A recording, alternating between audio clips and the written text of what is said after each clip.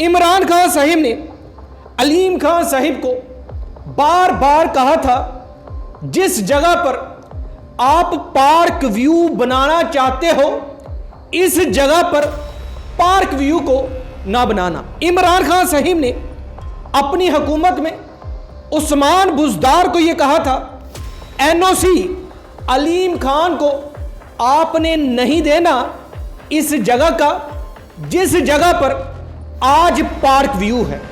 और हमने देखा अलीम खान ने इमरान खान की इस बात को माइंड किया और इमरान खान साहिब का साथ छोड़ दिया। वक्त गुजरता है, अलीम खान उस जगह पर पार्क व्यू सोसाइटी बनाता है और आज पार्क व्यू सोसाइटी डूब चुकी है। लोगों की जिंदगी भर की कमाई उजड़ चुकी है। जहां पर लोगों ने घर तमीर किए थे वो घर पानी की नजर हो चुके हैं और बहुत सारे सवाल उन हजरात पर उठ रहे हैं जिन्होंने अलीम खान को इस सोसाइटी को बनाने की इजाजत दी।